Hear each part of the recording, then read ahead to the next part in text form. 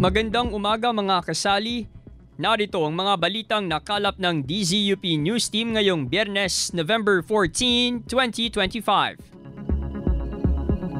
UP at Mindanao State University Tawi-Tawi lumagda ng 5-year strategic partnership.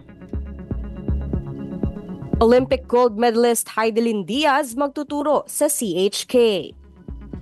Walkability in urban cities pinag-aralan ng UP Diliman Department of Geodetic Engineering. At UP Visayas tumanggap ng satisfactory rating sa ARTA. Ako po si Gian Libroho. At ako naman po si Yam Tolentino. At ito ang DZUP Balita.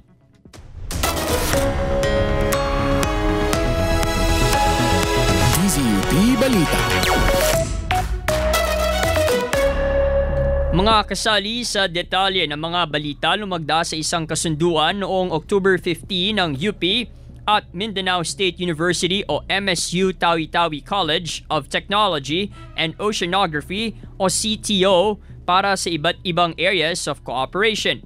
Saklaw ng kasunduan ng Joint Academic Programs, Technical Consulting at Assistance sa Engineering Projects, Mutual Capacity Building para sa Information Infrastructure, Training and Seminars sa Internet of Things, Faculty and Student Exchanges, Research Projects, Curriculum Co-Development, at Digital Transformation and Digital Literacy Initiatives. Binigyang diin ni UP President Angelo Jimenez ang long-standing interest ng UP sa Bangsamoro Autonomous Region in Muslim Mindanao, partikular sa potensyal nito sa kolaborasyon at ang tungkulin ng UP sa pangangalaga ng kapaligiran at lokal na komunidad. Nagpahayag naman ng pasasalamat si MSU Tawi-Tawi CDO Chancellor Mary Joyce Ginto Sali sa partnership opportunity. Mga kasali magtuturo sa UP Diliman College of Human Kinetics o CHK si Olympic gold medalist Heidelin Diaz Naranjo. Bilang paghahanda, nagsasagawa ng pulong ang CHK College Executive Board kasama si Diaz Naranjo kung saan tinalakay ang course setup, logistical arrangements at initiatives upang mas mapalaganap ang weightlifting sa collegiate sports. Kabilang sa mga dumalo sa pulong sina CHK Dean Dr. Marla Frances Malyari, College Secretary Assistant Professor Marie Eloisa Ulanday, Department of Physical Education Chair Assistant Professor Marvin Sabado, Department of Sports Science Chair Assistant Professor Wisdom Valleser at iba pang faculty member ng kolehiyo. Sa ibang balita, mga kasali, pinag-aralan ng mga mananaliksik mula sa UP Diliman Department of Geodetic Engineering ang walkability sa urban city sa pananaliksik na pinamagatang development of a 15-minute city index using walkability scores and age-classified population, the case of Pasig City, Metro Manila, Philippines. Dito, bumuo ang mga mananaliksik ng 15-minute city index na layong sukatin ang walkability ng mga lungsod. Urban planning idea ang 15-minute city na sinisigurong 15-minute walk lang ang layo ng essential services tulad ng lugar ng trabaho, paaralan at mga tindahan mula sa bahay. Ginamit ng pananaliksik ang factors na walkability, lokasyon ng mga nasabing services at walking speeds ng iba't ibang age groups. Napagalamang highly accessible ang maraming parte ng Pasig City, ngunit kulang pa rin sa sapat na walking infrastructure. Ayon sa pananaliksik, matutulungan ng pagsusuri ng walkability ang urban designers at planners upang mapabuti ang kalidad ng kapaligiran ng pedestrians na nagiging daan upang maging mas integrated, attractive, inclusive at conducive walking spaces ang urban areas. Maaaring gamitin ang 15-minute city index sa iba pang highly urbanized cities upang masuri at mapabuti ang urban accessibility at mobility. Pinag-aralan nito ni Carlo Angelo Maniago, Mariel Nasalita, Cesar Saveron, Ina Andrea Sunga at Alexis Richard Claridades.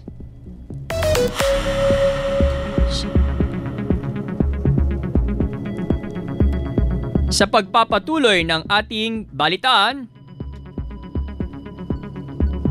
idinaos ng UP Diliman Department of Geodetic Engineering o DGE ang 53rd Department Seminar nito noong October 30 sa Melchor Hall sa UP Diliman. Dumalo rito ang mga mag-aaral ng DGE, guro, kawani at tauhan ng GeoCat, isang open source tool na nagsasagawa ng rapid geospatial analysis upang pag-usapan ang latest developments sa geospatial technologies. Tinalakay ni GeoCat founder Ken Lee Tan ang Building Information Modeling, Light Detection and Ranging, isang emerging technology na nagbibigay ng geospatial integrated models.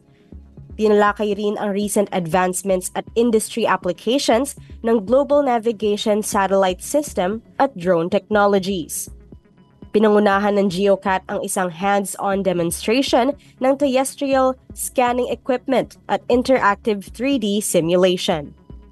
Ayon sa DGE, oportunidad para sa future geodetic engineers ang mga tinalakay na teknolohiya.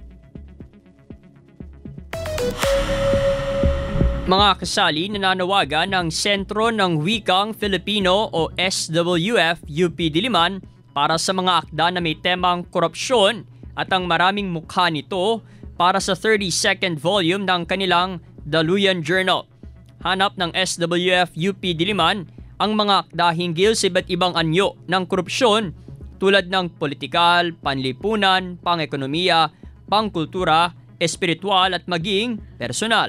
Maaring gamiting paksa ang social media, disinformasyon at manipulasyon, politika at pamamahala, ekonomiya at serbisyo publiko, edukasyon at kamalayan, sosyolohiya at kultura, at batas at hustisya. Magsisilbing mga kawaksing editor sina Dr. Alan Derain ng Ateneo de Manila University, Kagawaran ng Filipino at UP Diliman Departamento ng Filipino at Panitikan ng Pilipinas Assistant Professor Jose Monfred C. Maaring magpasa ng mga akda hanggang December 31 ngayong taon. Tumungo naman tayo sa Baguio. Idinaos noong October 16 ng UP Baguio Museo Cordillera o MK, katuwang ang National Commission for Culture and the Arts at ang lokal na pamahalaan ng Muntinlupa City, ang ikalawang bahagi ng 3-part series na Museums and Communities Conversation Series noong October 16 sa MK Mini Gallery bilang bahagi ng pagdiriwang ng Museums and Galleries Month. Tampok sa pagtitipon na may temang Resilient Museums and Galleries, Educating for Preparedness and Recovery, ang mga talakayan na pinangunahan ng mga guro at kawani ng universidad.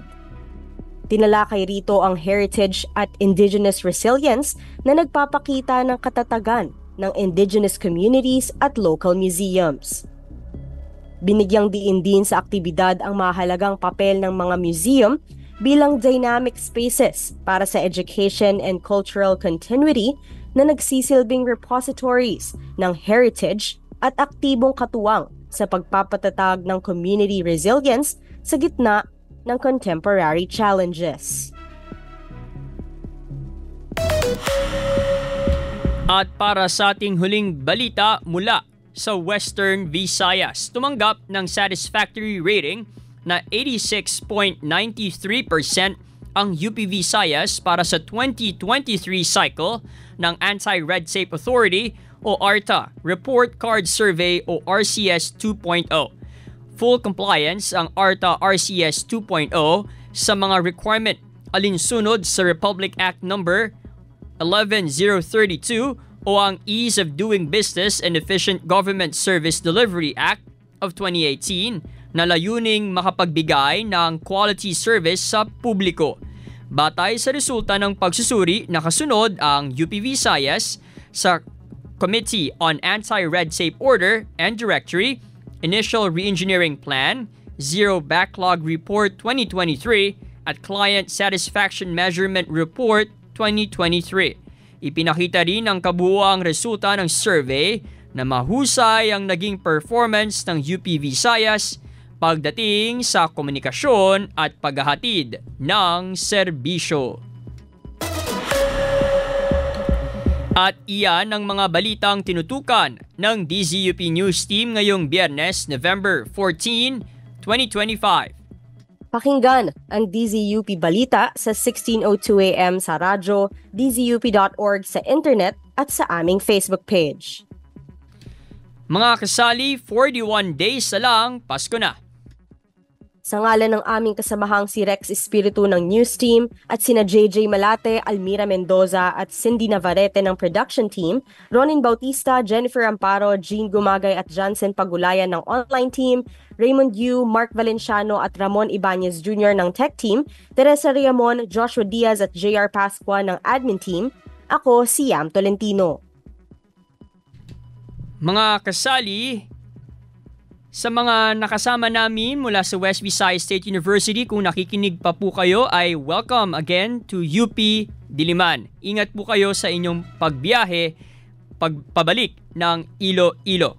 At sa ngalan ng aming program director na si Shrel Martinez at station manager na si Ivy Claudio, ako po si Gian Librojo. Magandang umaga mga kasali padayon. Happy weekend mga kasali.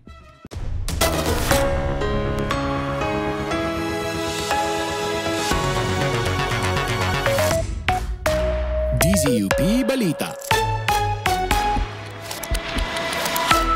Patuloy ang balitaan sa dzup.org.